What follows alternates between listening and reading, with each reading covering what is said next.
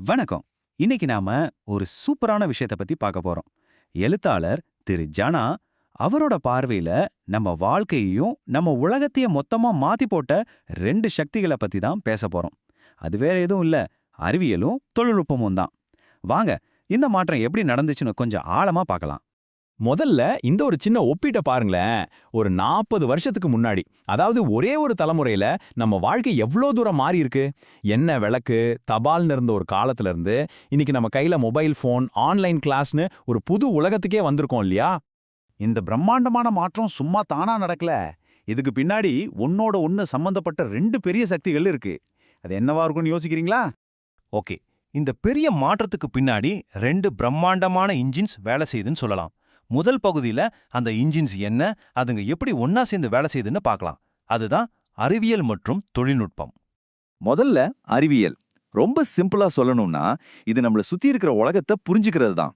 ஒரு விஷயம் ஏன் நடக்குது, எப்படி நடக்குதுன்னு கேள்வி கேட்டு அதுக்கு ஆதாரம் தேடி ஒரு தர்க்கத்தோட பதில கண்டுபிடிக்கிறது தான் அறிவியல். அடுத்தது டெக்னாலஜி, அதாவது தொழில்நுட்பம். இது என்ன பண்ணுதுன்னா, அறிவியல் மூலியமா நம்ம கிடைச்ச அந்த புரிதலை எடுத்து நம்மளோட நிஜ வாழ்க்கை பிரச்சனைகளை தீர்க்கிற கருவிகளா மாத்துது. அப்போ ரொம்ப முக்கியமான பாயிண்ட் என்னன்னா, அறிவியல் கண்டுபிடிக்குது, தொழில்நுட்பம் அதை வச்சு உருவாக்குது. உதாரணத்துக்கு, மின்சாரத்தோட கொள்கைகளை புரிஞ்சுக்கிறது அறிவியல்னா, அந்த அறிவை வச்சு இந்த ஸ்லைட்ல பார்க்குற மாதிரி ஒரு பல்பையோ ஒரு கம்ப்யூட்டரையோ உருவாக்குறது தான் தொழில்நுட்பம். சரி, இந்த அறிவியல் தொழில்நுட்ப கூட்டணி வெறும் தியரி மட்டும் இல்ல. நம்மளோட அன்றாட வாழ்க்கைய நம்ம உடல் நலத்திலிருந்து பொருளாதாரம் வரைக்கும் எப்படியெல்லாம் தலைகீழா மாத்தி போட்டிருக்குன்னு சில உதாரணங்களோட இப்ப பார்க்கலாம். மருத்துவத்துறையை எடுத்துக்கிட்டீங்கன்னா, இதோட தாக்கம் உண்மையிலேயே நம்ம உயிரை காப்பாத்துற அளவுக்கு இருந்திருக்கு. தடுப்பூசிகள்ல ஆரம்பிச்சு ரோபோட்டிக் சர்ஜரி வரைக்கும் கோடிக்கணக்கான மக்கள் இன்னைக்கு ரொம்ப ஆரோக்கியமா நீண்ட நாள் வாழ்றதுக்கு இது ஒரு முக்கியமான காரணம். அதே மாதிரி நம்ம பொருளாதாரம் மற்றும் தகவல் பரிமாற்றத்துல நடந்திருக்கிற மாற்றத்தை இது ரொம்ப அழகா காட்டுது. ஒரு காலத்துல நினைச்சு கூட பார்க்க முடியாத வாய்ப்புகளை இது உருவாக்கி தந்திருக்கு. குறிப்பா சொல்லணும்னா, டிஜிட்டல் கல்வி மூலமா கிராமப்புற மாணவர்களும் பெண்களும் கூட இன்னைக்கு சமமான வாய்ப்புகளை பெற முடியுது. நம்மள ஒரு உலக கிராமமா இணைச்சிருக்கு. இந்த அறிவியல் ரீதியான சிந்தனை முறை எவ்வளவு முக்கியம்னு தெரியுமா? அது நம்ம நாட்டோட அரசியல் சாசனத்தோட அடித்தளத்திலேயே இருக்கு. இந்த ஸ்லைட்ல ஒரு சுவாரஸ்யமான விஷயம் இருக்கு பாருங்க.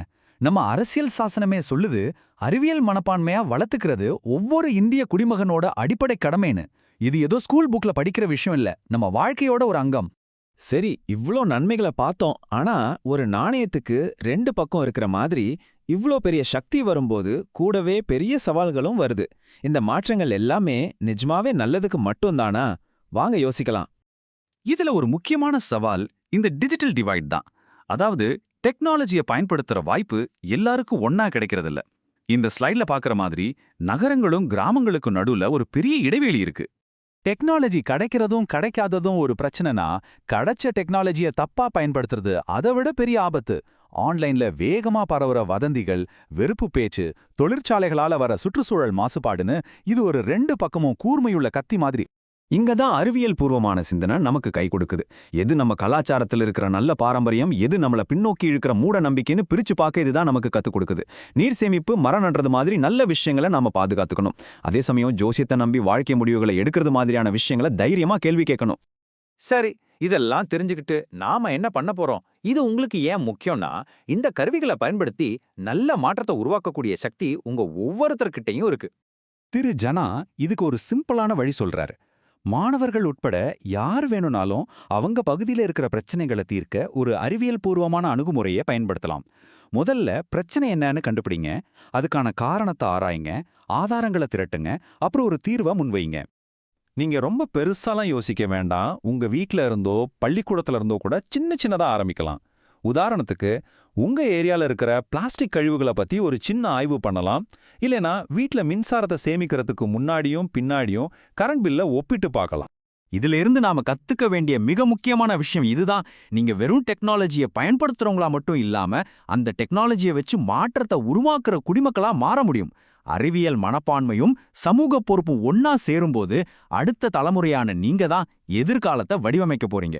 கடைசியா நம்மள யோசிக்க வைக்கிற ஒரு ஆழமான கேள்வியோட முடிக்கலாம். அறிவியல் ஒரு தனி மனுஷனை மாத்துது, தொழில்நுட்பம் ஒரு சமூகத்தையே மாத்துது. அப்போ இந்த உலகத்தை மாத்துற சக்தி எது?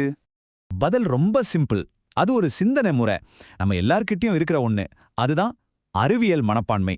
வாங்க நாம எல்லோரும் இந்த மாற்றத்துல ஒரு பங்களிப்பாளர்களா மாறுவோம்.